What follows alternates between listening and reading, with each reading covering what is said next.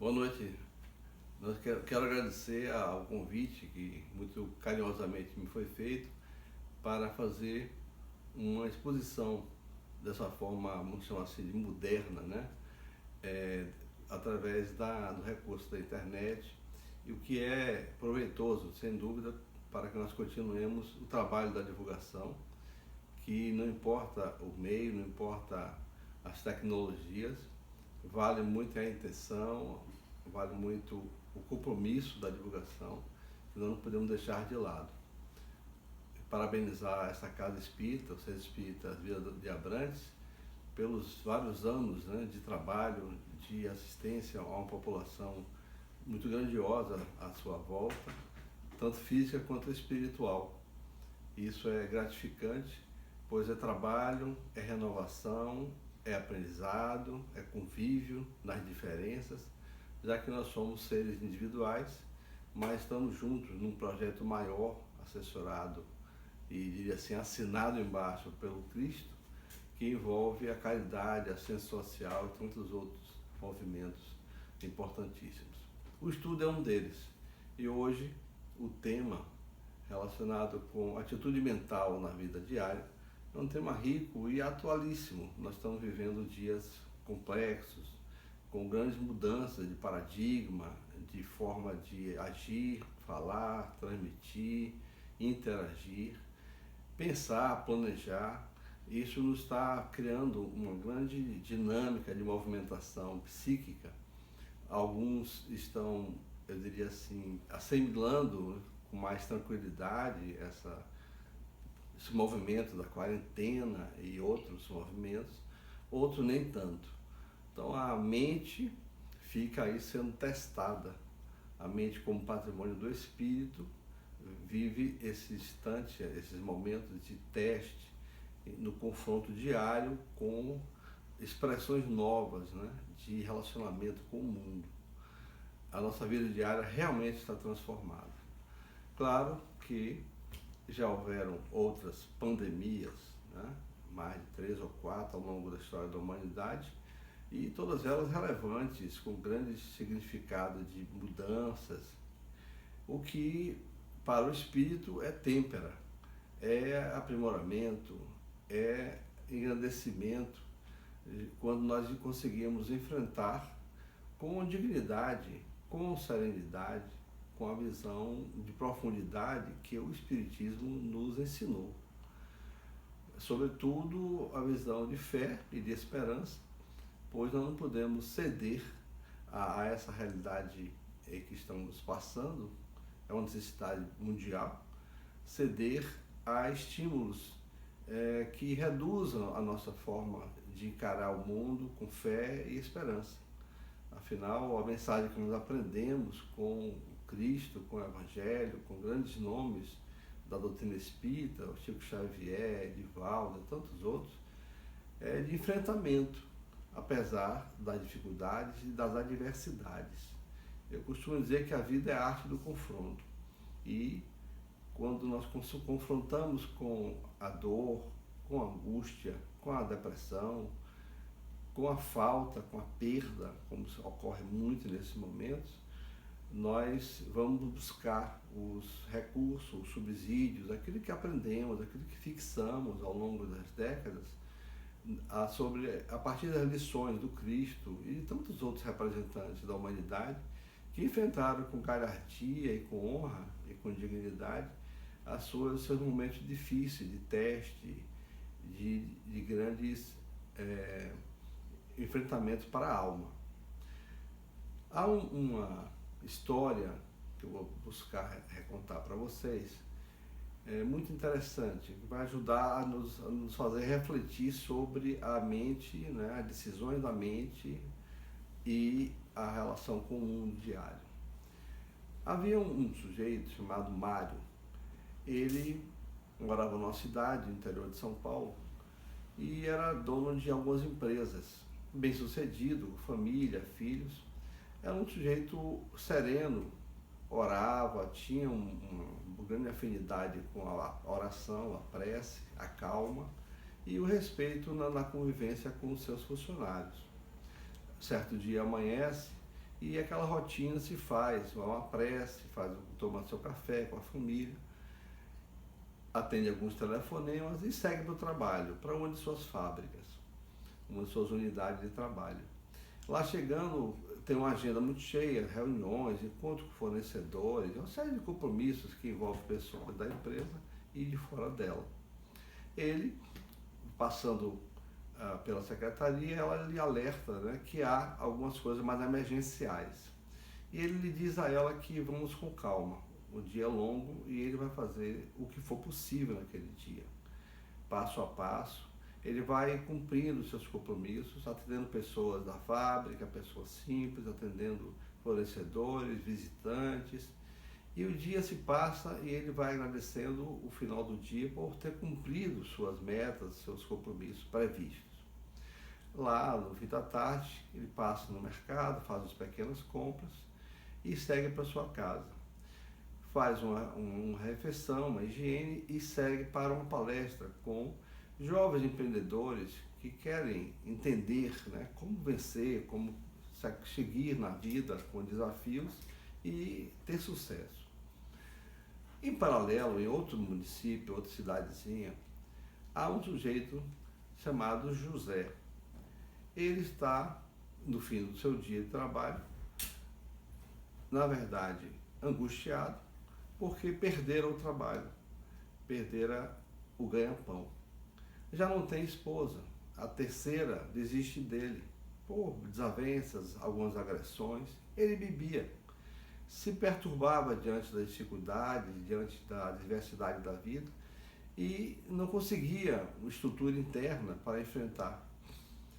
Aí ele vai para o bar, vai jogar, e lá um amigo relembra ele: José, aquele emprego como ajudante de mecânico ainda está garantido, você não quer mesmo?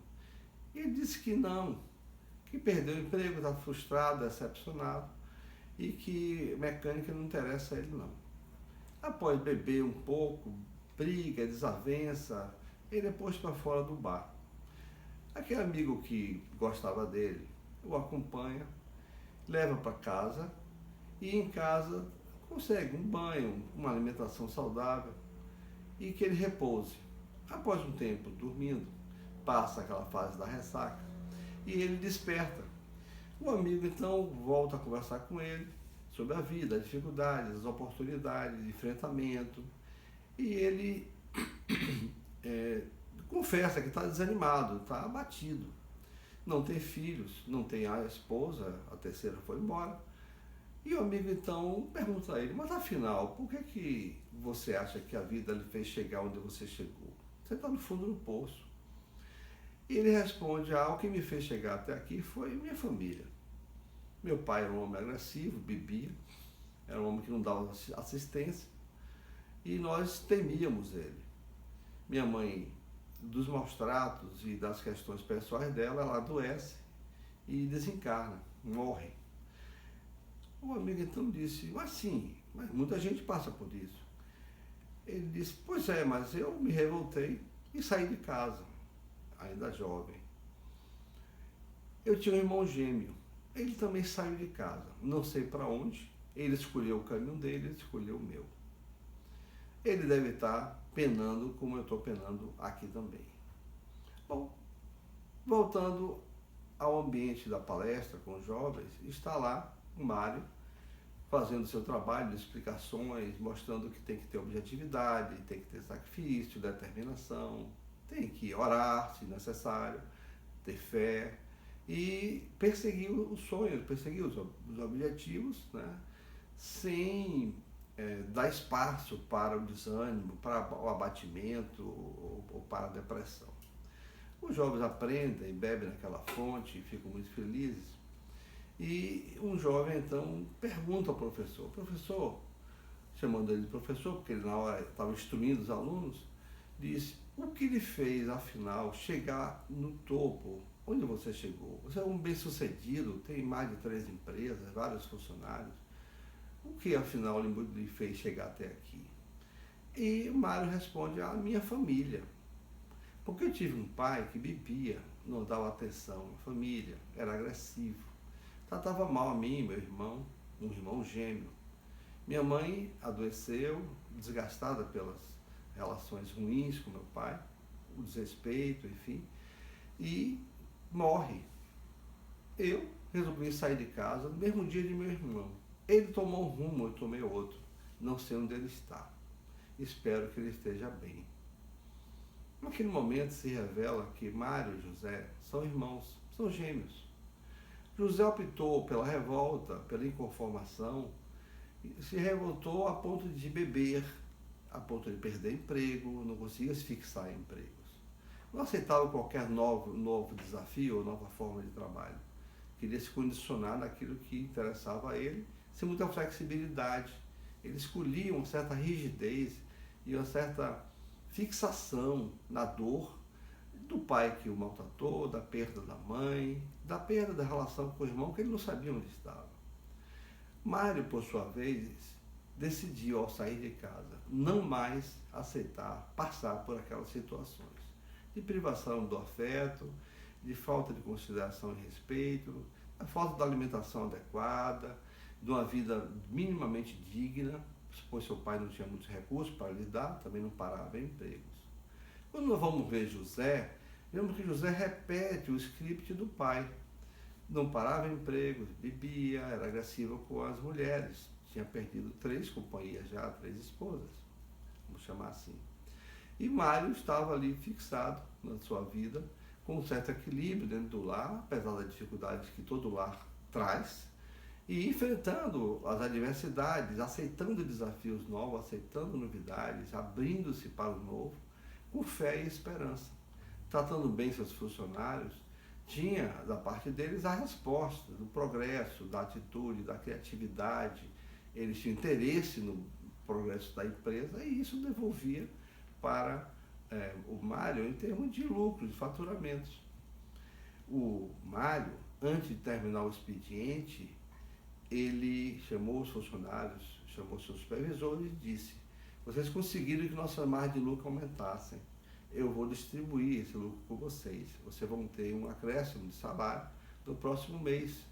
Será um bônus pelo que vocês conseguiram realizar. Então o Mário tinha uma atitude positiva diante das dificuldades e adversidades do dia a dia. Enquanto José não conseguiu superar a dor, a mágoa, a tristeza, e ficou andando em círculos, um círculo vicioso, contra ele próprio, já que sua saúde, já que sua imagem social, já que a sua capacidade de se representar bem na sociedade, de recomendações, diminuía, já que ele não insatisfeito com a vida, ele também se tornava um indivíduo criando dificuldades para a convivência social, até mesmo a oportunidade que ele dava, ele negava. Assim, nessa proposta dessa história montada para se mostrar que, apesar do tratamento do pai ser igual para os dois e da mãe também, eram gêmeos, os dois optaram por forma de pensar, forma de mentalizar o mundo diferente. E o mundo é o que você pensa. Os físicos modernos chegam a afirmar, de uma forma, diria-se, bastante arrojada, que o universo existe porque nós pensamos. Chegam a afirmar que nosso pensamento em relação às pessoas modificam elas em relação a nós e vice-versa. Ou seja, o pensamento é fonte geradora de dinâmicas infindáveis. Nós não temos noção nem noção do limite específico do potencial do pensar. Não temos. O espírito expressa a sua luz e amplia a sua expressão de luz à medida que as experiências, os embates, as dores, as angústias, as superações ocorrem. A mesmice, a forma cômoda, né? O lugar comum na vida, as coisas previsíveis, ela não alavanca o homem para uma mudança de pensar, de agir, não dinamiza a inteligência, nem as emoções, nem a percepção de vida social. As pessoas que se acomodam de uma forma muitas vezes bacana, satisfatória apenas, às vezes elas se tornam um pouco medíocres, à medida que as oportunidades do mundo e as mudanças que o mundo vão sugerindo estão ao seu lado e ele não as percebe. Ele não embarca nas mudanças, ele não embarca nas novidades. Vemos hoje quantas pessoas fazem grande esforço, gente com idade avançada, né? Tem um exemplo no lar, minha mãe tem 93 anos, e ela tem diariamente 2 a 3 horas de internet. Ela escolhe os programas do YouTube, ela escolhe programas de alimentação, de saúde, ela gosta muito disso. É fitoterapeuta, fisioterapeuta, professora de yoga há mais de 50 anos. E ela diariamente ela se debruça sobre o novo, sobre a mensagem, o conhecimento, uma técnica, uma abordagem, uma releitura da natureza e das pessoas, né? É uma admiração grande nossa dos filhos e parentes, pois ela não se furta ao youtuber, a visualizar a bisneta que mora fora do país.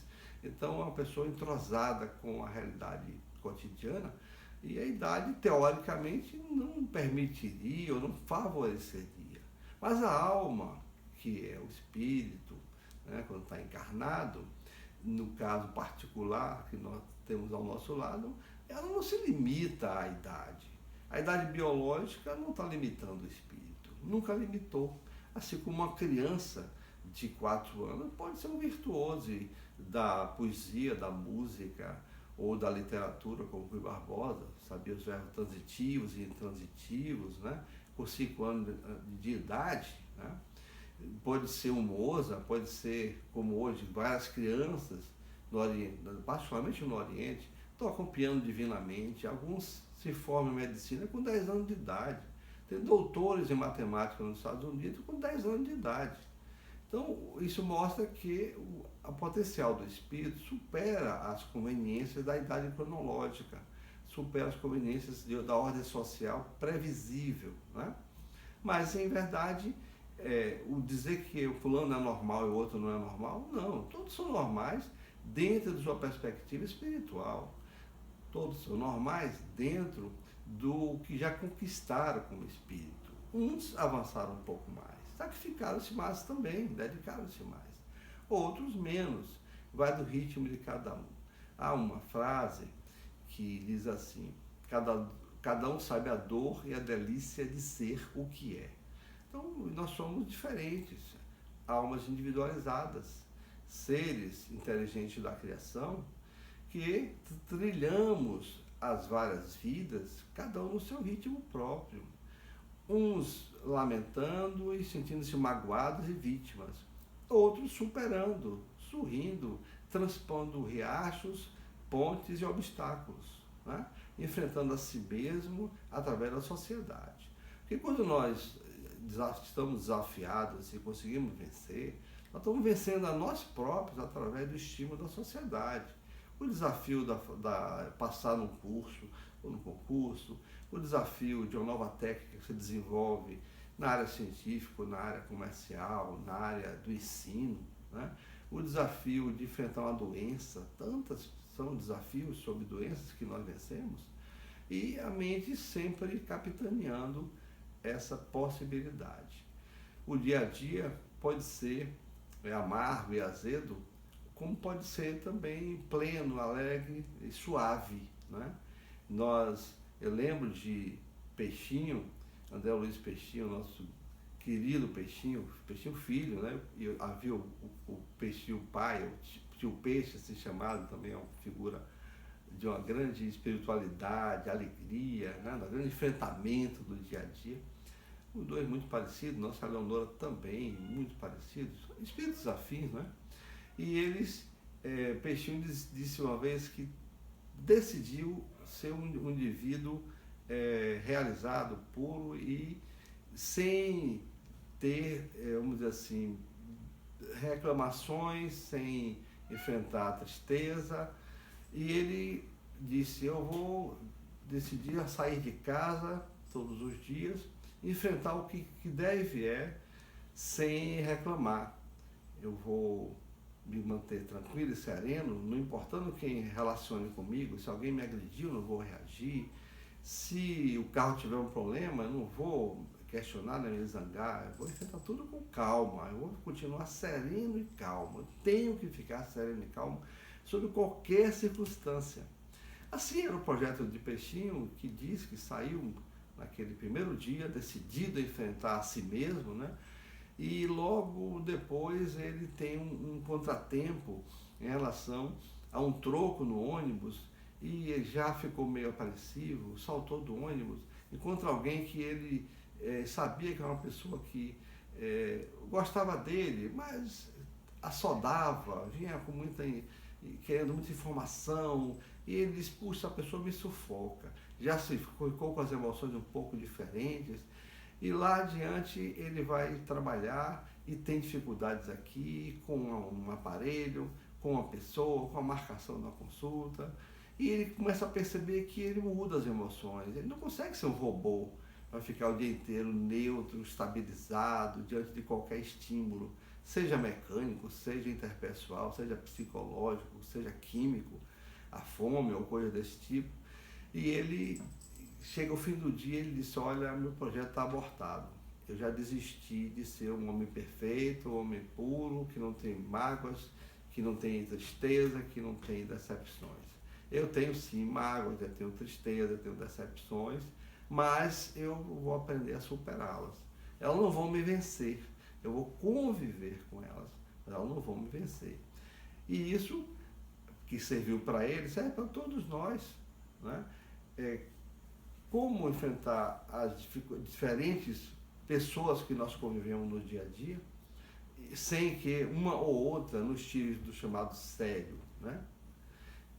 Como enfrentar a decepção, muitas vezes, da perda de um emprego, né? Sem que fiquemos tristes, nos sentindo, muitas vezes, nos sentindo injustiçados, muitas vezes, né? Pelo esforço que fazíamos, pela alegria que demonstrávamos no trabalho, pelo bom ânimo. Isso faz parte do mundo real. Nós não vivemos num mundo virtual, né?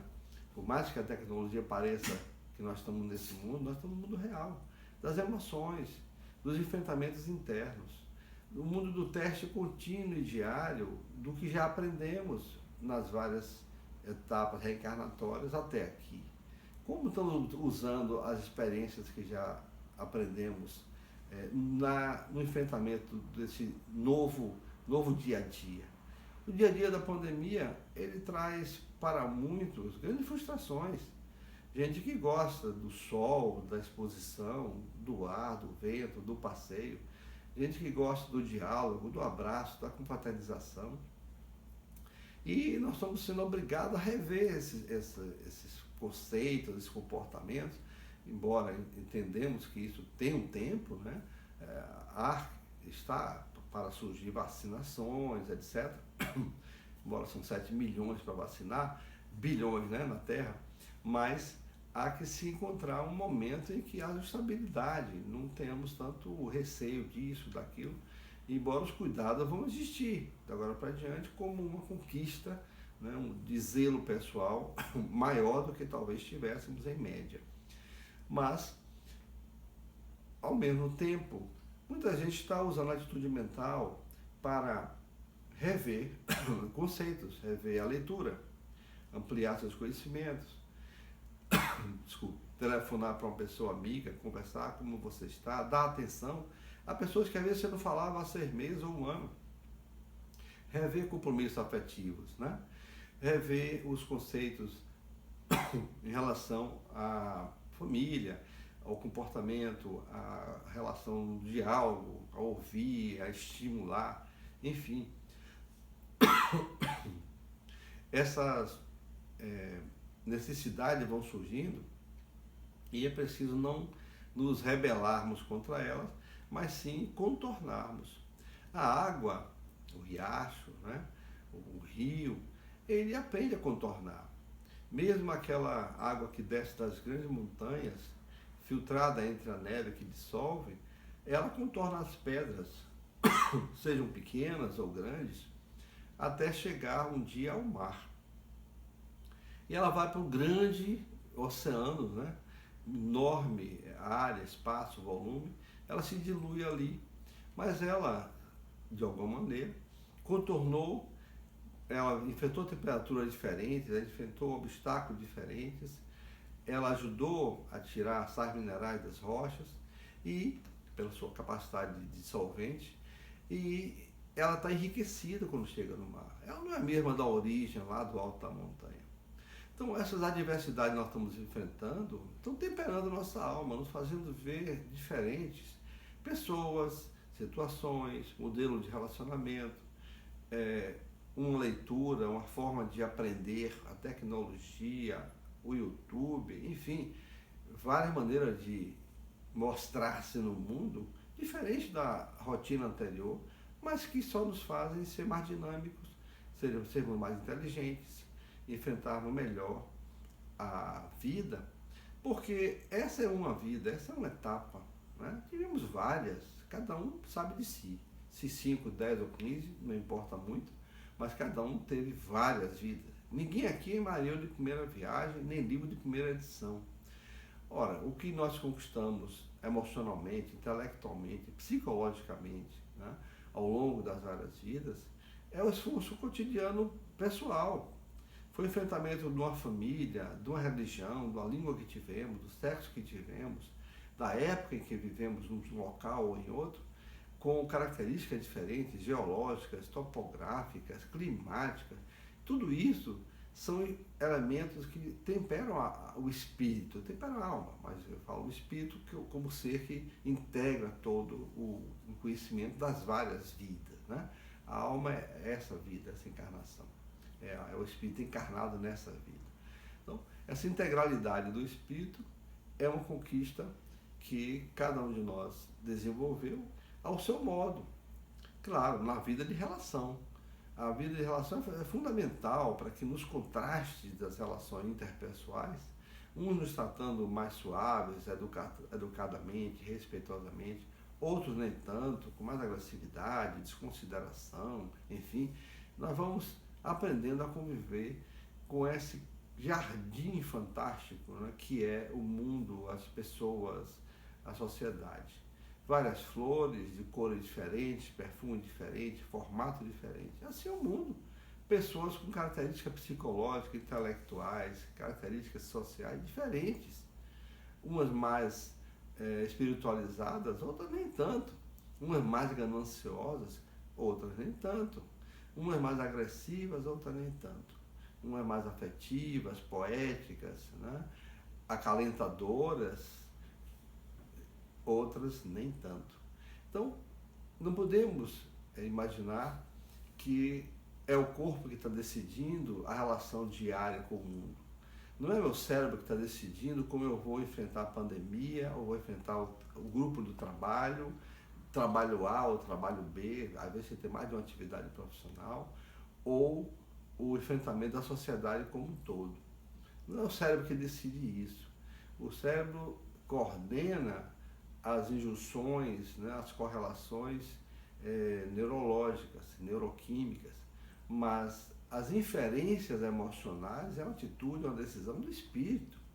E isso eu costumo lembrar de um exemplo que eu costumo dar para facilitar didaticamente o que seria cérebro, o que seria mente.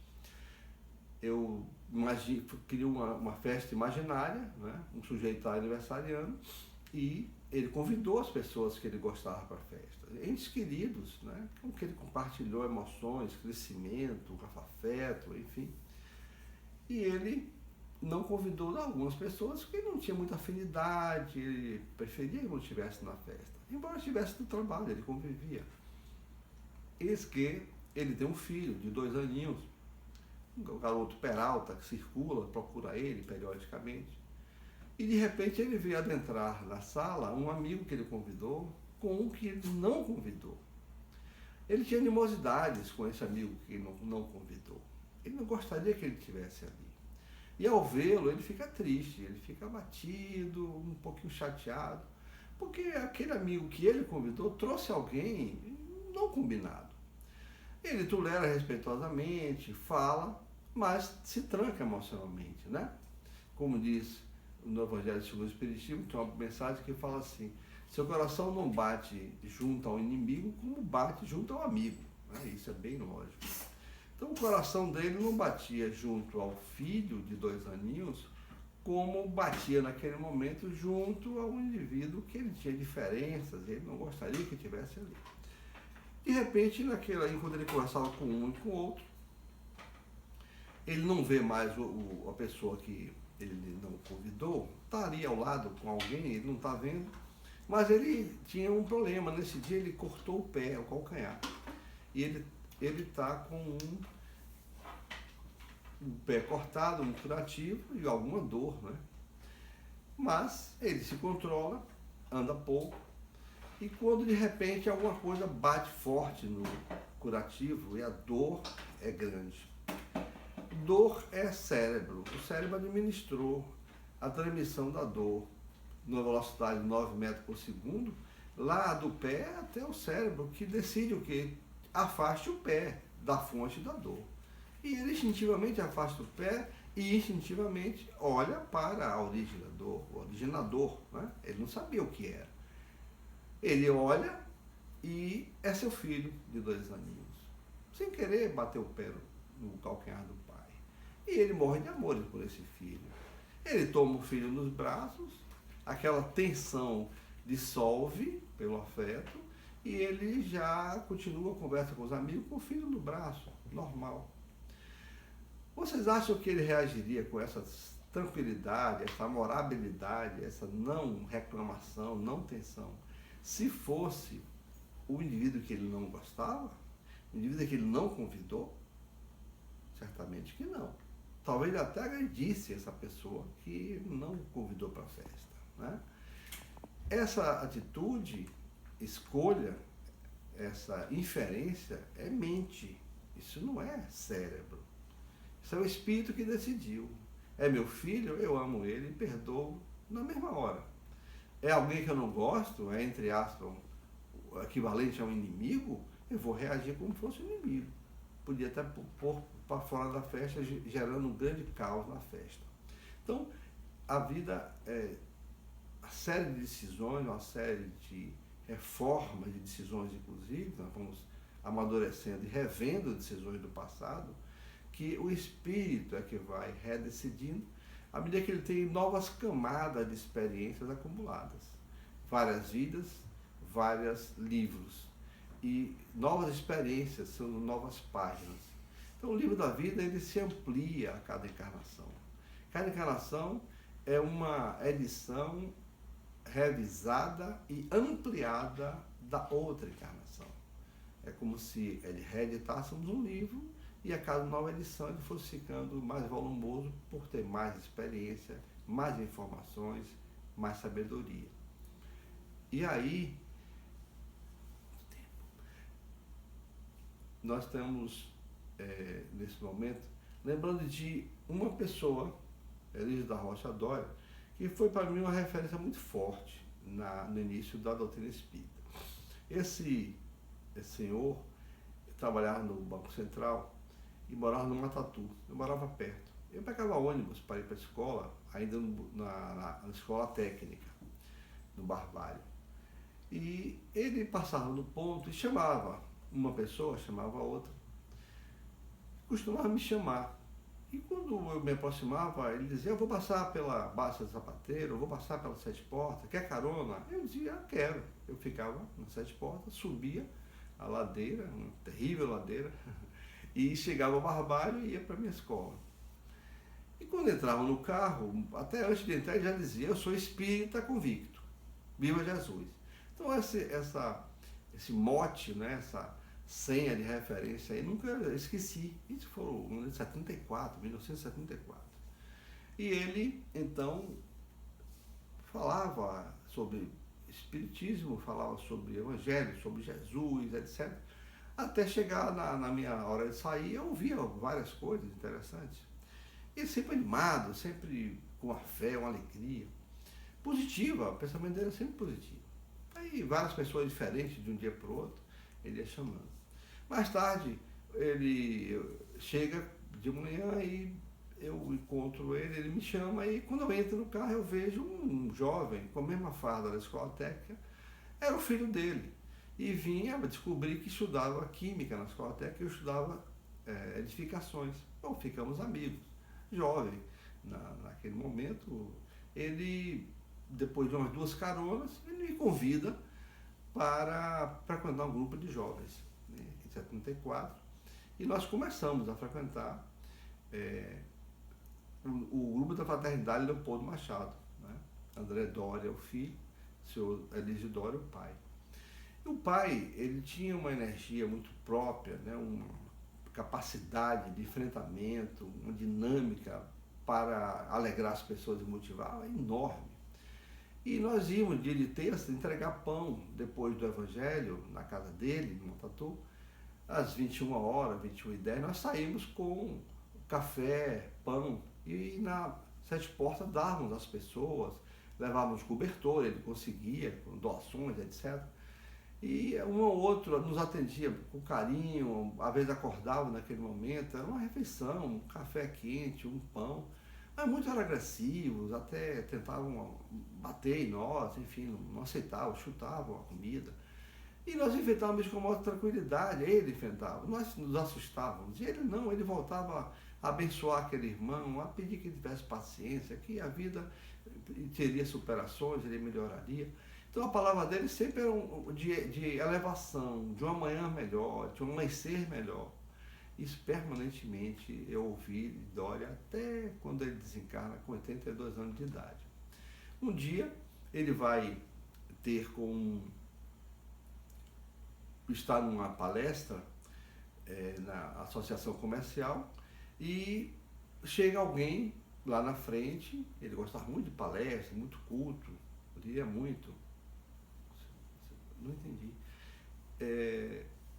E ele chega lá e uma pessoa o chama para o fundo da sala, escreva, e diz: seu Doria, tem um senhor aí procurando, está com uma criança.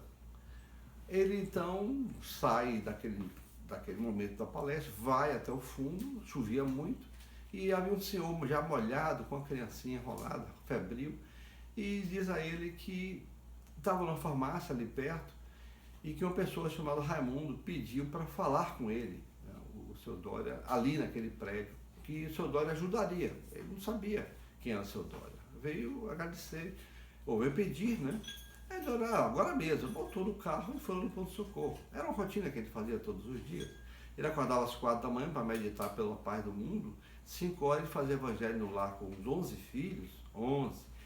E às 6 horas da manhã, praticamente, ele já estava saindo, né, para o dia a dia dele. Mas o dia a dia dele passava pelo pronto-socorro primeiro, atender alguém, ajudar, dar um remédio, dar uma carona. Depois ele ia para o Banco Central, lá para 7h20. Então ele sai com aquele senhor, vai no pronto-socorro, a criança é medicada, etc. E seguem para dar carona, tradicional carona, a pessoa até a casa da pessoa, onde quer que morasse. Às vezes a pessoa morava lá em Itinga, às vezes a pessoa morava em Portão. Ele ia, ele não tinha esse questionamento. Ele dizia sempre que a caridade tinha que ser como Emmanuel previu. A caridade não pode demorar, dizia ele. Porque Emmanuel falava que quando a caridade é muito planejada, geralmente chega atrasada. Então era essa a visão de Doria, né? Ele dizia sempre: amanhã eu posso não estar aqui mais encarnado, não tem que fazer agora. E levando aquele senhor para casa, quando chegou perto da casa, o senhor disse: seu Doria, agradeça ao irmão Raimundo, esse companheiro que orientou para vir até aqui. Aí ele disse: Raimundo é um espírito amigo meu.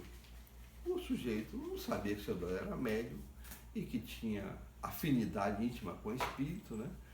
E diz para ele: como é isso, seu Doria? Espírito? Mas ele estava de chapéu, ele estava de óculos, ele conversou comigo. E o seu Doria falou: mas é isso mesmo, Raimundo é um espírito amigo, ele lá desencarnou no interior de São Paulo e ele está sempre tentando assim, ajudar pessoas, etc. O sujeito não entendeu nada. O seu Doria não sabia se o sujeito era protestante, se era católico, falou aquilo, naturalmente para Doria era normal. E o sujeito abraçou a criança, assim, puxou para o peito e ficou quieto, não falou mais nada, até chegar no destino final. Longe, entregou a criança e disse: seu Doria, o senhor trabalha onde? Ele disse: eu trabalho no Banco Central, no setor de Telex. eu posso ir lá amanhã? A senhora Dória disse, por que, meu irmão? Você precisa de alguma coisa? Se precisar, tem que ser agora, porque eu posso não acordar amanhã, né? Eu posso desencarnar de noite e eu não vou atender você. Ele disse, não é nada de urgente não, você já fez tanto por mim, graças a Deus, eu sou um homem de bem, um homem de Deus, mas eu posso ir lá às 10 horas? Pode, pronto. Aí 10 da manhã em ponto, o seu Dória vê chegar aquela pessoa, simpática, sorrindo, o seu Dória sai, vai ter com ele, e ele pergunta, o seu Dória pergunta, a criança? Ele está bem, passou a febre, foi medicada, graças ao Senhor, muito obrigado. O seu Dória então pergunta, então, meu irmão, o que é que você veio fazer aqui hoje? O sujeito olhou para um lado, olhou para o outro, pegou no braço do seu Dória, que era bem magrinho, apertou e disse, o senhor é de carne e osso. Porque, para aquele sujeito, o espírito na farmácia era um ser humano convencional, né?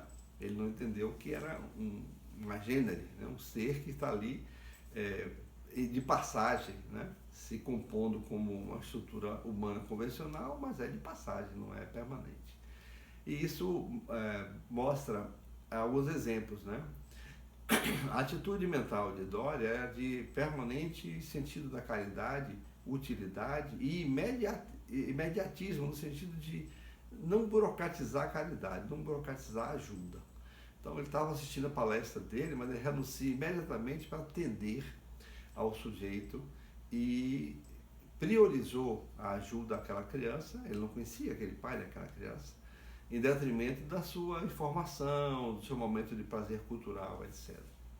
Não se intimida com a chuva, não se intimida com o pronto-socorro, tem boa circulação no pronto-socorro e atende aquele homem, aquela criança, leva ele em casa, né? Não está preocupado com o horário, com a conveniência do combustível, com a distância, com o risco do lugar. Os tempos eram outros. Ele leva aquele sujeito com maior naturalidade, conversa, trata de questões espirituais na maior naturalidade. E isso mostra que a mente Dória funcionava com uma perspectiva de esperança e de fé permanentes. Ele não tinha receios no sentido de adoecer, de limitar-se por uma questão financeira. Ele achava que tinha que enfrentar o mundo, ajudar as pessoas de uma forma objetiva, sem temores. O mundo sem temores.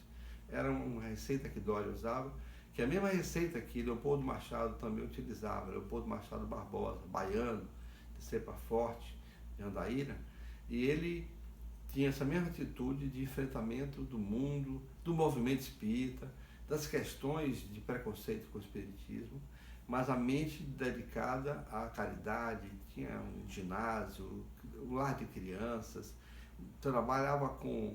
escreveu mais de 12 livros, um indivíduo com uma grande força cultural e uma grande força de exemplo, de enfrentamento do mundo, né? Esses indivíduos tiveram muita influência sobre a minha formação, porque o grupo que eu participei durante 26, 27 anos foi o grupo da Fraternidade Leopoldo Machado, do Dique do Ororó, e isso foi muito importante para o enfrentamento das superações na área profissional, na área sobre conveniências de família, sobrevivências diversas, né, de situações novas que a vida propõe, e também agora, né, na pandemia, assim, onde muita gente está em pânico, né, panicodemia, e eu entendo que é preciso uma atitude positiva diante da doença, respeitosa diante da doença, cautelosa, mas não de acovardamento, não de achar-se sempre sem uma saída, sem um amanhã. Não, nós temos que entender que o amanhã é domínio do espírito, né? Pode não ser do corpo físico, mas do espírito sempre será. E isso é a mensagem que eu deixo para vocês, que haja um respeito e cuidado com a doença, o zelo com o seu sistema imunológico, principalmente, zelem por isso, mas a atitude positiva, o sorrir da mente é importante para que nós não criemos cristalizações que torna deficiente o nosso sistema imunológico, que torne frágil a nossa forma de reagir ao mundo, que tire de nós o ânimo por trabalho, por criar, por relacionar-se, por esperar novos tempos que em breve estarão aí chegando com um novo formato em linhas gerais, mas nós seremos modificados, estaremos novos, melhores, né? Nada do que foi será igual que foi a um segundo, fala uma música, né? Porque em um segundo, para o espírito, há mudanças já em andamento, né? Aparentemente para o mundo físico não, mas para o espírito sim. Essa é uma realidade que nós temos que lembrar. Somos espíritos, seres eternos, pensamento além do cerebral, nossa mente é extracerebral, nossa memória é extracerebral, e essa riqueza e patrimônio que o Espiritismo nos passa, nos dá subsídios, nos dá ferramental para enfrentar o mundo, seja ele com ou sem pandemia, seja ele com ou sem invernos, seja ele com ou sem avalanches, terremotos, a alma, ela sobreviverá sempre no patrimônio do Espírito e na eternidade do ser. Que esta casa continue com esse belo trabalho, abençoando tantas mentes espirituais, como espíritos e como encarnados, e levando renovação mental àqueles que estão aí sentados, ouvindo e refletindo sobre sua vida, sua família, seu dia a dia, seu trabalho. Paz para todos e obrigado.